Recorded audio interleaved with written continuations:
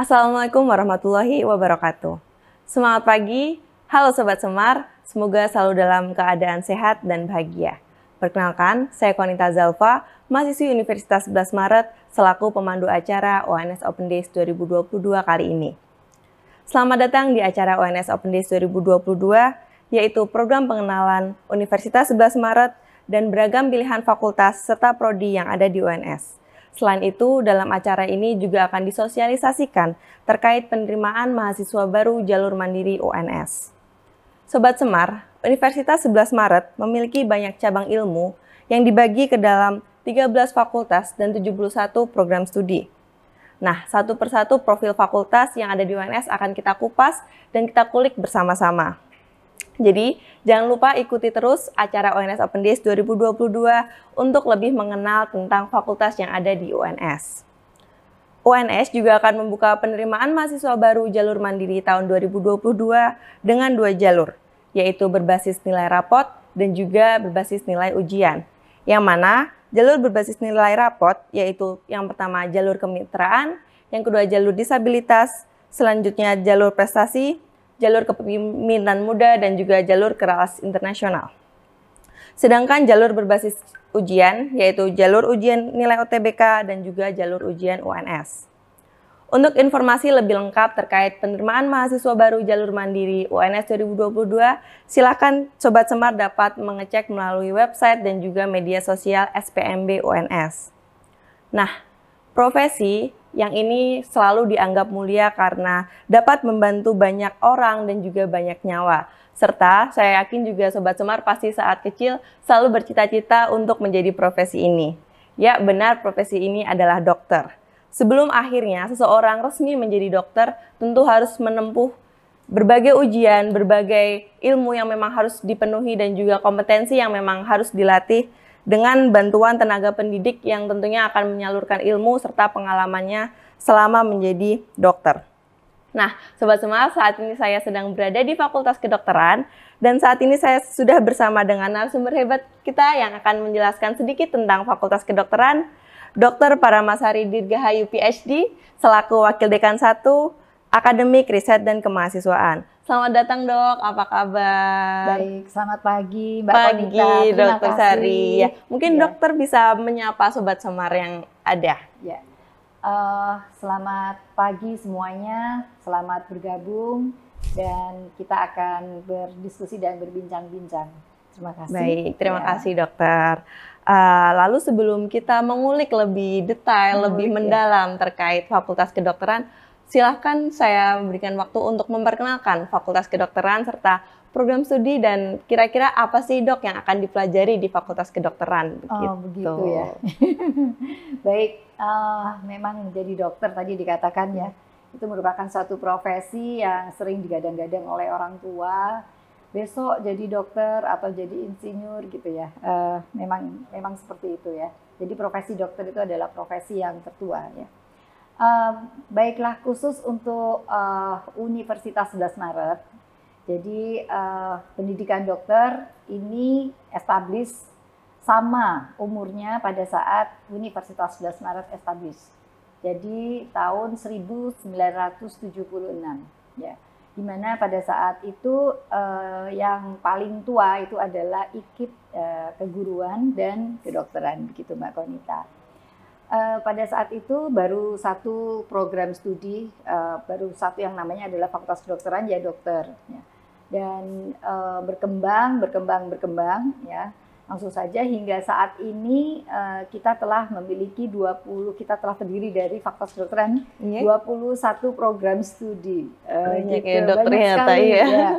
Dan sesuai dengan namanya program studi yang paling besar, yang paling banyak jumlahnya itu adalah profesi. Jadi di pendidikan itu ada 2 jalur, jadi pendidikan akademik dan pendidikan profesi. Nah, pendidikan akademik ini adalah sarjana, magister, dan doktor ya. Jadi S1, S2, S3, ditambah sebelum sarjana itu ada diploma, gitu Mbak. Nah, kemudian pendidikan profesi ini adalah profesi dokter. Profesi dokter ini merupakan kelanjutan dari pendidikan sarjana kedokteran. Jadi S1 Esket dokter, lanjut 2 tahun di program studi profesi dokter untuk menjadi seorang dokter. Ya, menjadi seorang dokter umum ya, dokter ini umum. Ya, profesi dokter. Kemudian dari profesi dokter itu ada yang namanya memperdalam satu ilmu, yaitu spesialisasi. Jadi SP istilahnya, PPDS. Jadi program studi pendidikan dokter spesialis. Ini PPDS ini setara, tapi tidak sama ya, setara dengan magister. Nah, dari program spesialis ini masih ada lagi, naik lagi jenjangnya, yang untuk lebih spesifik lagi yaitu konsultan atau subspesialis gitu. Jadi subspesialis ini disetarakan dengan S3. Sehingga untuk akademik dan profesi, akademik itu diploma S1, S2, S3 dari profesi dokter, dokter spesialis, dokter subspesialis. Seperti itu. Nah, di Fakultas Kedokteran untuk sarjana, program studi sarjana itu kita ada program studi sarjana dokter, jadi S1-nya dokter, kemudian program studi S1 bidan, ini baru. Sudah S1 baru ya, buka pada saat ini, tahun ini baru buka. Ya, dipersilahkan bagi pemirsa, teman-teman, adik-adik yang berminat, dipersilahkan untuk mendaftar. Nah, profesi bidan S1 ini nantinya ada profesi bidan. Jadi kami ada profesi bidan juga. Sama seperti dokter. Sama seperti dokter, profesi dokter, tapi ini profesi bidan. Kemudian magister kita belum, ya kebetulan belum ada, masih di pasca sarjana. Nah, yang program doktor kita ada, satu program doktor ilmu kedokteran. Ya. Nah, untuk itu yang akademik. Yang prodi profesi dokter, kemudian ada 14 buah program studi dokter spesialis, 14 buah. Yang setara S2 tadi. Yang setara S2 tadi. Kemudian ada satu program studi subspesialis gitu. Yang subspesialis ini yang konsultan itu di penyakit dalam. Dari keseluruhan itu semuanya sudah terakreditasi. Kebetulan kalau yang di sini adik-adik mungkin banyak yang di dokter ya, itu terakreditasi A oleh Lembaga Akreditasi Mandiri Perguruan Tinggi Kesehatan, KES Kesehatan, itu LAMPTKES. Kita terakreditasi unggul di situ. Ya, dari keseluruhan itu ada 78% dari prodi kami itu terakreditasi unggul di LAMPTKES, gitu. Baik, berarti memang jenjangnya juga banyak, lalu memang pilihannya pun juga banyak. Kemudian banyak ya pertanyaannya, kalau jadi dokter tuh berapa tahun sih? Gitu. Itu yang banyak ditanyain sih, Dok. Sebetulnya paradigma bahwa pendidikan dokter itu lama itu zaman dulu. Sekarang ini seperti bola saja, asal mengikuti gitu ya. Jadi untuk sarjana kedokteran itu 3,5 tahun atau 7 semester. Kemudian dilanjut pendidikan profesi itu 2 tahun. Harus 2 tahun. Profesi ini akan belajar di 18 stase. Kemudian setelah selesai itu nanti akan belajar di stase terintegrasi di Rumah Sakit Universitas 11 Maret untuk belajar sebagai dokter mandiri yang nantinya akan dia juga harus mengalaminya sebagai internship. Jadi keseluruhan itu 3,5 ditambah 2 tahun, berapa? 5,5 tahun. Untuk pendidikan. Iya, 5,5 tahun pendidikan dokter, dan alhamdulillah angka efisiensi edukasi kami itu di atas 20%. Jadi banyak istilahnya di atas 60%, 70% lulus tepat waktu. Sesuai dengan planningnya ya? Sesuai dengan kurikulumnya. Iya. Berarti mungkin yang lama yang di praktiknya ya, Dok ya? Enggak juga. 2 tahun banyak sekali yang tepat waktu. Hanya di sini memang itu undang-undang Dikdok ya, bahwa ada satu exam khusus, ada satu ujian khusus untuk kemudian bisa menjadi titelnya dokter, yaitu uji kompetensi profesi dokter, UKM PPD, uji kompetensi mahasiswa pendidikan profesi dokter. Nah, ini yang nasional. Kalau masuknya itu kan ada SNMPTN, ada SBMPTN kan nasional ya. Nanti ini keluarnya itu ada juga, yaitu namanya UKM PPD. Begitu. Berarti memang yang banyak ditanyain juga nih Bu, ternyata di Fakultas Kedokteran tuh banyak ujian-ujiannya gitu. Ya, Itu mungkin salah bisa satu dijelaskan ini juga, ya. Bu. Itu salah satu proses pembelajaran. Iya, Jadi betul. kurikulum di Fakultas Kedokteran ini kan selain menggapai ilmu, tetapi juga menggapai skill, Iya. tetapi juga menggapai affective attitude. Karakter sebagai dokter itu harus ditumbuhkan begitu. Nah, maka di sini kalau saya boleh menilai ya, saya bukan mengecekkan yang lain ya. Kolegium Kedokteran Indonesia itu sudah mengeluarkan standar kompetensi dokter Indonesia. Jadi sudah ada standarnya dan itu nasional sama. Kemudian bagaimana kurikulumnya itu semuanya sama. Kemudian pendekatannya berbasis blok biasanya. Berbasis blok ya, berbasis kompetensi ya. Nah, di situ juga sama dan proses pembelajarannya ini rubrik-rubriknya banyak, mungkin agak berbeda. Dan di situ ada nanti pembelajarannya ini yang namanya tutorial, yaitu small group discussion, cuma 10 orang dalam satu bangku. Kemudian di situ early clinical exposure, jadi dipaparkan material-material klinik ya dalam satu semester itu. Di situ berdiskusi, kemudian brainstorming. Dengan second jam ya istilahnya metodenya ya. Nah nanti setelah selesai tutorial 1, 2, 3 nanti ada lagi kuliah pakar. Jadi ada kelas besar, ada kelas kecil, kemudian kelas di skills di mana itu menggunakan berbagai manekin sebelum mereka masuk ke profesi nanti ketemu dengan manusia, mereka bertemu dengan manekin dulu gitu ya. Mereka belajar di situ dengan menggunakan manekin berulang-ulang dinilai. Kalau udah kompeten bener baru lulus ya. Ya jadi nggak boleh langsung ke manusia. Iya, bahaya ya dok ya. Betul.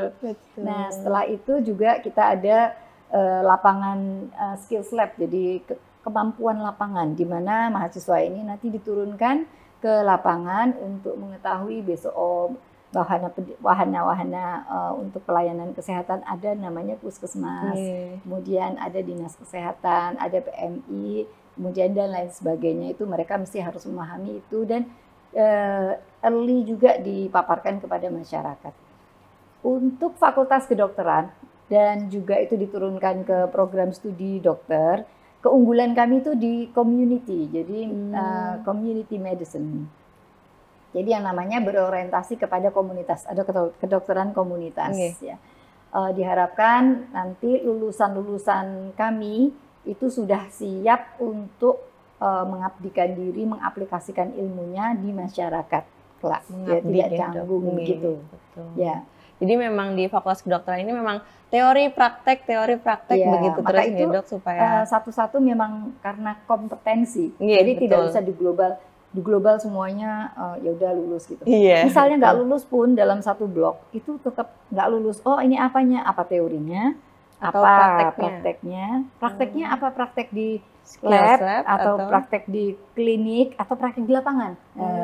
Jadi dibedakan gitu, semuanya. Jadi harus tahu yang mana begitu. Tidak asal lulus enggak gitu nggak bisa. Yang mana yang masih belum itu yang dikompetenkan. Oh begitu. Baik, mungkin kurang lebih bisa menjelaskan. Kurang lebih seperti itu ya. Jadi memang kok belajar terus? Iya karena ya kayak gitu kalau adik-adik itu kalau pasti nanti tahu-tahu kejar tayang semalam. Iya teman-teman saya juga dok yang kedokteran. Ya. Ini soalnya nantinya itu bengkel manusia. Betul sekali. Harus bertanggung jawab. Patient safety itu kami ajarkan yang paling utama itu patient safety. Baik, terima kasih dok untuk pengenalan ya terkait fakultas kedokterannya, lalu bagaimana sistem pembelajarannya juga sedikit sudah di-mention oleh Dr. Sari. Nah, tadi kan untuk fakultas kedokteran sendiri sudah berdiri sejak bersamaan dengan Universitas 11 Maret berdiri. Nah, sejauh ini kira-kira apa saja dok prestasi yang sudah diraih oleh Fakultas Kedokteran gitu? Oh prestasi, ya kalau prestasi sekarang kita kan kalau di perguruan tinggi kan tugas kita tridharma ya. Satu kan tridharma perguruan tinggi, pendidikan, riset, kemudian pengabdian masyarakat. Selain itu juga tugas kita adalah pengelolaan manajemen kantor ya, istilah manajemen administrasi kesehatan. Kemudian kita juga harus menyesuaikan dengan kebutuhan masyarakat, Misalnya nih kebutuhan masyarakat nasional maupun kebutuhan masyarakat global. Nah itu semuanya itu mesti harus dijalankan. Nah sekarang ini UNS kan PTNBH, tapi dari dulu pada saat sebelum PTNBH itu BLU, sebelum BLU dari dulu tuh ada satu indikator-indikator capaian yang disampaikan oleh Bapak Rektor, yang disampaikan dari Bapak Rektor kemudian diberikan kepada Pak Dekan, kemudian diberikan kepada prodi-prodi begitu. Nah ini indikator-indikator capaian ini harus dijalankan dan harus dipenuhi sebagai pengelolaan. Satu sebagai pengelolaan, dua sebagai prestasi gitu. Jadi pengelolaan dan prestasi ini itu sebenarnya bisa dilihat dari mana sih semuanya? Akreditasi. Ya, karena akreditasi itu kan menilai semuanya. Ya, proses layanan bisnis, core bisnis ditambah produk-produknya gitu. Jadi di sini ya kita bisa bilang bahwa prestasinya, gitu kan. Satu yang pasti adalah dari pendidikan itu menghasilkan dokter-dokter yang sekian, biasa itu udah ratusan ribu ya, yang sudah mengabdikan ilmunya di seluruh Indonesia. Dan beberapa sudah menduduki jabatan-jabatan penting sekarang ini. Jabatan penting banyak hal ya, nasional, bahkan ada yang internasional. Ada dari lulusan ini yang menjadi Menteri Kesehatan, tapi di Timor Leste kalau nggak salah ya. Ya, kemudian menduduki jabatan-jabatan penting juga di institusi-institusi kesehatan, banyak yang di ketentaraan, kepolisian ya. Itu dari lulusannya. Kemudian yang kedua dari riset. Kalau dari riset itu mestinya hasil-hasil riset, publikasi internasional ya. Kemudian beberapa haki paten dan produk-produk ya. Barusan kemarin ada produk karena pandemi itu APD yang inovatif itu ada. Ya, kemudian barusan juga menang di WHO kemarin dari prodi bidan itu namanya kursi yang inovasi juga itu menang di lomba mahasiswa. Kemudian prestasi-prestasi mahasiswa. Prestasi mahasiswa ini juga cukup membanggakan. Kalau pendidikan dokter ini beberapa kali NUDC debat bahasa Inggris, kemudian banyak dari fakultas kedokteran ya. Kemudian MAPRES, mahasiswa prestasi, MAWAPRES itu ya. Itu biasanya sering ya dari fakultas kedokteran. Dan lomba-lomba atau kompetisi-kompetisi dikti dan internasional yang lain. Kemudian dari tata kelola prestasinya itu tadi, jadi tersertifikasi A, tersertifikasi unggul begitu. Kami sedang menuju ke sertifikasi yang internasional. Berarti lagi proses juga ya dok untuk internasional. Memang. Pengembangan jejaring pendidikan juga kita banyak sekali, ada 84 jejaring pendidikan nasional maupun internasional. Baik, berarti memang untuk adanya prestasi-prestasi yang sudah sampai terakreditasi unggul itu kan pasti butuh fasilitas juga yang mendukung. Kalau akreditasi itu semuanya ya, sarana prasarana dan lain sebagainya gitu. Mungkin bisa dijelaskan sedikit kira-kira fasilitasnya apa saja, fasilitasnya lalu banyak sarana prasarananya dari lab-labnya ya mungkin dok yang sangat banyak. Fasilitasnya banyak sekali ya. Kalau fasilitas akademik itu sudah pasti ya, karena kan mendukung kelulusan tepat waktu, gitu ya, itu pasti. Nah sekarang yang kita mau sampaikan adalah fasilitas yang non akademik. Seperti di depan itu kan sudah baru juga tuh ada Medical Sport Center, Medical Sport Center di depan itu ada. Kemudian kita ada kafetaria, kemudian nanti kita akan membangun student hub, yaitu khusus student hub ini bangunan yang khusus nanti kami pergunakan untuk mahasiswa, untuk mereka bisa berinteraksi dengan pihak luar, misalnya menerima mahasiswa asing dari mana itu dua lantai di Joglo. Kemudian kami juga memfasilitasi, kami ada 16 organisasi kemahasiswaan, 16 ormawa, 16 ormawa nasional, ada yang internasional, Cimsa Amsa itu yang internasional. Kami fasilitasi dengan masing-masing itu sekretariat office, jadi masing-masing punya satu sekre di bawah itu ya. dan kami lengkapi dengan furniture di situ. Kemudian dana untuk kegiatan kemahasiswaan, ini dana untuk kegiatan kemahasiswaan ini banyak sekali. Berarti ya, mahasiswanya didorong untuk berkegiatan. Silakan untuk ke luar negeri, silakan untuk kegiatan macam-macam begitu ya. Dana ini untuk kemahasiswaan mungkin ada di angka sekitar 2 miliar sekitar itu ya, untuk kegiatan mahasiswa. Ya. Kami juga akan membangun climbing, namanya apa ya, panjat tebing, climbing wall, climbing wall gitu ya.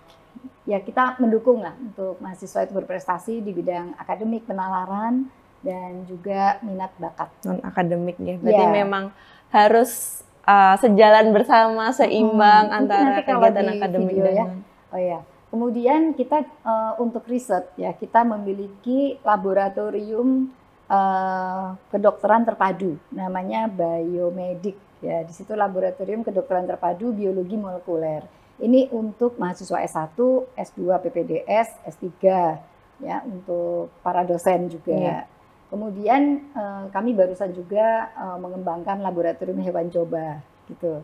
Lab hewan coba ini juga sangat dibutuhkan di para sivitas dan diharapkan dari laboratorium hewan coba ini nanti akan membantu teman-teman yang akan riset ya. Mungkin itu untuk mengeksplor mungkin penemuan-penemuan baru, clinical research ya. Betul. Dan kami sangat ini dengan kita punya rumah sakit pendidikan, rumah sakit UNS ya, kita ada rumah sakit universitas. Selain rumah sakit pendidikan utama, kami menggunakan rumah sakit Dr. Muardi.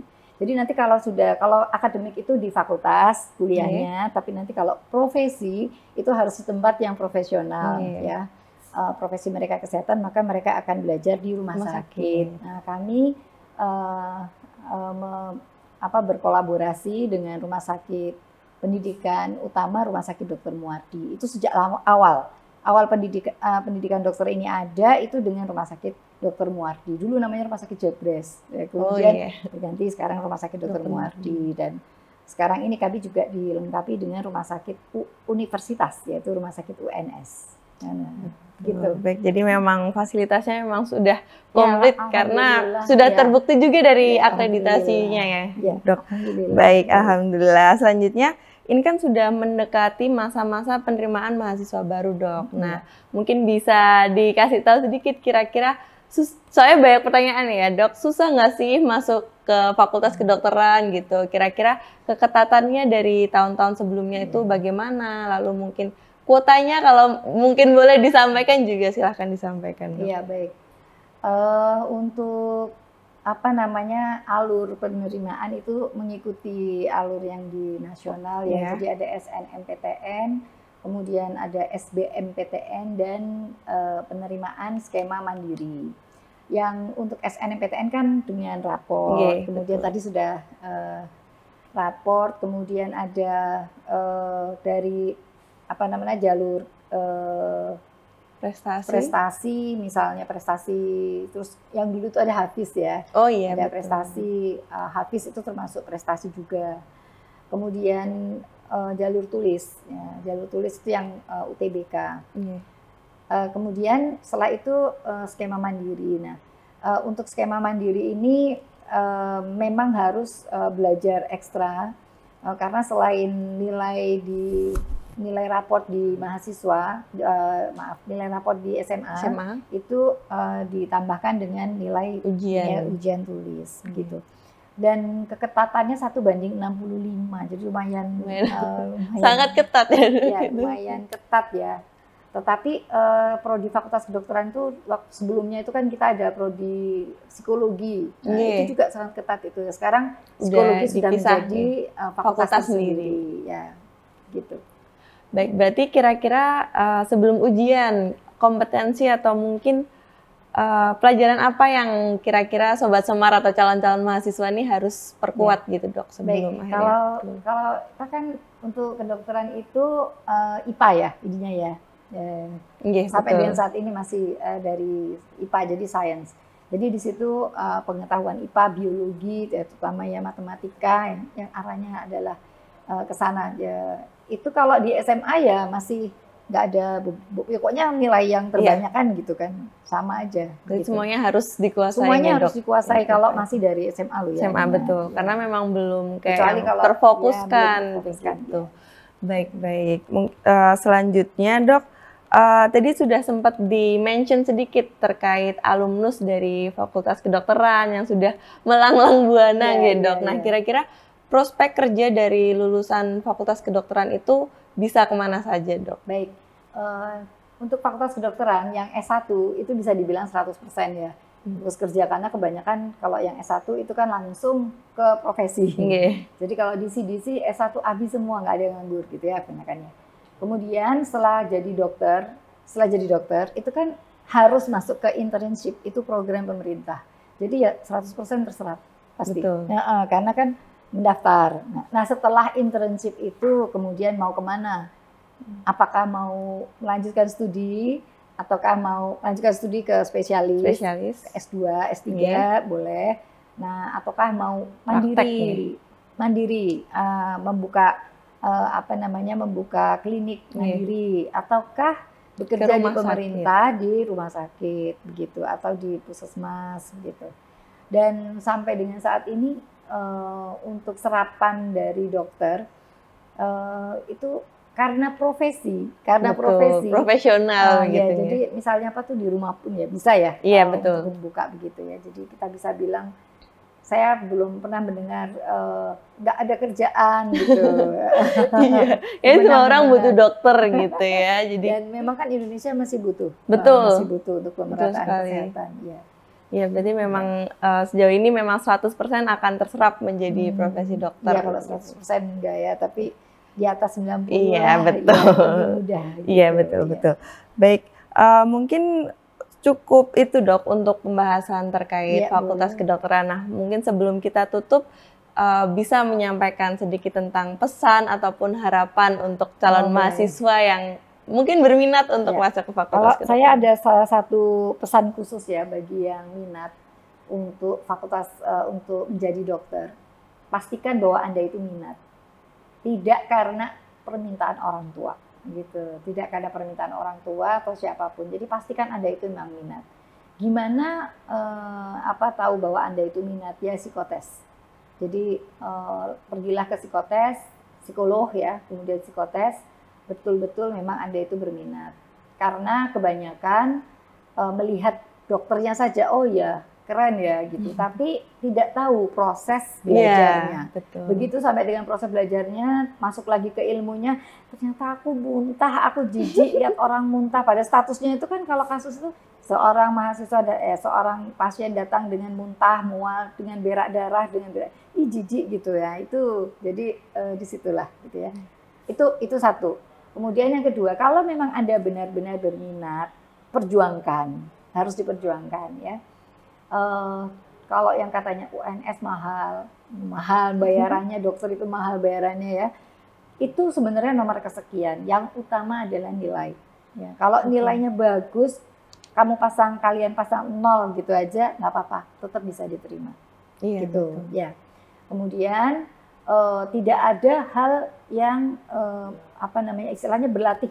Kalau dilatih terus soal-soal itu kan pasti bisa akan. Berarti kalau di kedokteran itu memang harus dilatih rajin. Maka mulai dari sekarang rajinlah berlatih soal. Itu juga kunci ya, ya. Rajinlah berlatih soal. Berlatih lagi, tidak menghafal loh ya, berlatih penalaran soal. Kemudian yang kelihatan, yang tidak kelihatan itu ya pastinya minta restu orang tua. Ya, kemudian doa, kemudian ikhtiar dan bersedekah. Ya, bersedekah itu 3 itu ya. Insya Allah kalau apapun Allah ridho, itu insya Allah pasti akan tercapai, diterima di Fakultas Kedokteran. Kami tunggu adik-adik sekalian di Fakultas Kedokteran program studi dokter. Betul. Jadi jalur langit dan jalur usaha gitu, Dok. Harus beriringan begitu. Baik, terima kasih dokter untuk sedikit pesan dan juga sedikit penjelasan tentang Fakultas Kedokteran. Jadi Sobat Semar semua, apabila teman-teman masih kepo, masih penasaran tentang Fakultas Kedokteran, silakan mengunjungi website di www.fk.uns.ac.id. Lalu selanjutnya juga jangan lupa untuk mengikuti terus terkait informasi penerimaan mahasiswa baru jalur mandiri UNS 2022.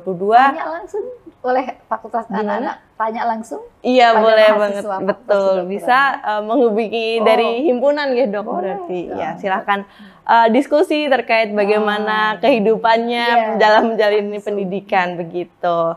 Lalu informasi terkait penerimaan mahasiswa baru jalur mandiri bisa dicek di Instagram dan juga Facebook SPMB UNS serta website spmb.uns.ac.id. Nah, jadi teman-teman kita tunggu dan juga terus cari informasi, terus belajar dan juga berdoa. Kami menunggu di Universitas 11 Maret. Terima kasih untuk waktunya. Mohon maaf apabila ada salah kata. Wassalamualaikum warahmatullahi wabarakatuh. Waalaikumsalam warahmatullahi wabarakatuh.